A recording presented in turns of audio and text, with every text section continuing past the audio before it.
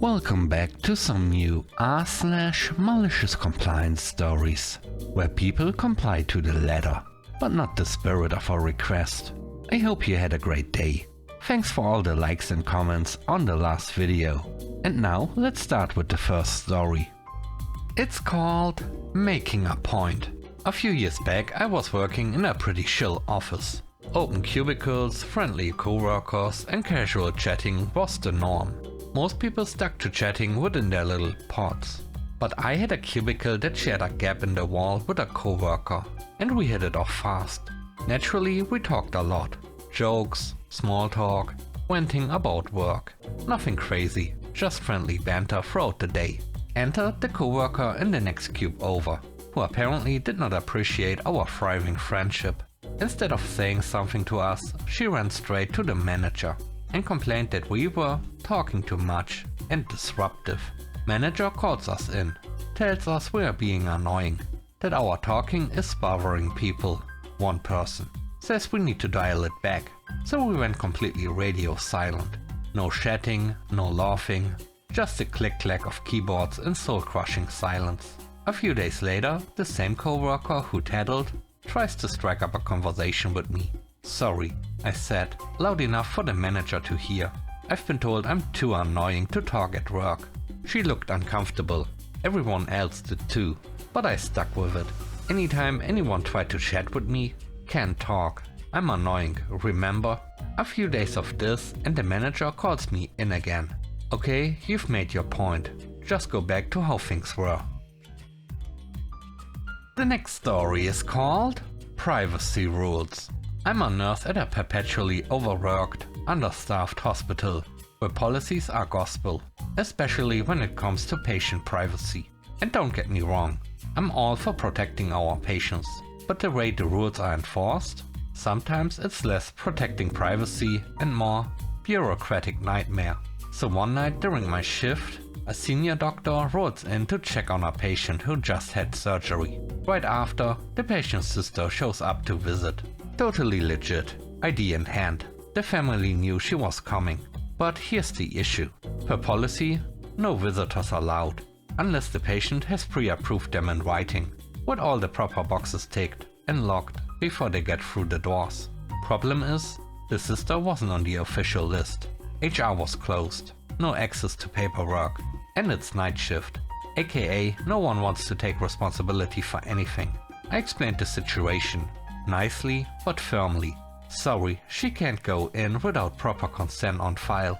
The doctor loses it, starts ranting about common sense, how she's family, and the patient clearly wants her there. I just point to the giant sign behind me that reads, "No exceptions to patient privacy rules." He was not amused. The sister was in tears. I felt awful, but I wasn't about to get written up or worse. For bending a rule we get drilled into us during every training session. Then the doctor pulls the ultimate move. Without another word, he takes the chart, writes a formal note authorizing the visit, signs it, hands it to me, and walks away. So I let the sister in. Later that night, HR called me, unrelated reason, but the visitor situation somehow came up. I explained what happened and thought I was in for a lecture. Next morning I get an email. "Please remember to follow all visitor protocols strictly, unless authorized in writing by a licensed physician." They haven't changed the sign on the wall yet though, so now I just get weird looks from night staff who don't know about the sudden policy shift. I just smile and point to the doctor's signature if anyone asks. The third story is called To the Letter. Back when I was a field service engineer, my boss had a favorite saying he liked to repeat like a broken record. "There's no reason for anyone to be working past 5. If you can't get your job done in 8 hours, we'll find someone who can." Now this was back in the pager days, and I'm wrapping up a long day. It's about 4:50 PM, and I'm already picturing my couch and a cold beer, when beep beep, the pager goes off. It's my boss. I pull over, find a payphone, because cell phones weren't glued to us yet, and give him a call, already grumbling, because he knows what time it is. He starts going off about something, then I glance at my watch, 5 PM on the dot, so I politely say nothing. and just hang up.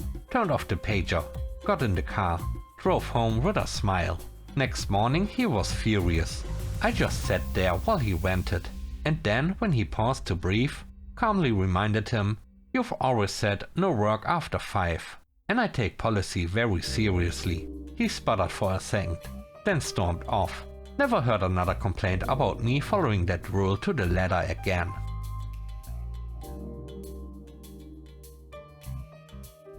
The last story is called Authentic. I used to freelance as a ghostwriter, and one day I landed a client who wanted a 1500-word blog post. Sounds simple enough. Instead of notes or an outline, they sent me a voice memo. It was a lot. We are talking stream of consciousness word salad, full of you knows, and enough rambling tangents to qualify as a podcast episode from someone lost in their own thoughts. I asked for clarification. Do you want me to clean this up, polish it, structure it into a coherent blog? The client responded, very confidently. No edits, just write exactly what I said, in my words. I want it raw and authentic. It's my brand. I paused, asked again. So you don't want any restructuring or editing at all? They doubled down. Nothing else, just what I gave you. So I transcribed every single word, exactly as it was. Every awkward pause, every half-finished sentence and confused metaphor. The result? A 1500-word monstrosity that read like someone accidentally hit record on their inner monologue and sent it to our blog. Client's response? This isn't professional. Why didn't you polish it? Because you explicitly told me not to. I followed your instructions exactly. Cue awkward silence.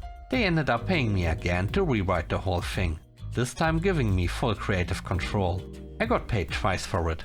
Thanks for watching the video to the end. I hope you enjoyed it. If you did, please don't forget to leave a like, comment and subscribe. And if you have time, watch another one of my videos. Also, if you want to support me further, check out the channel membership or Patreon. And now, I hope you have a great day. See you soon. Bye bye.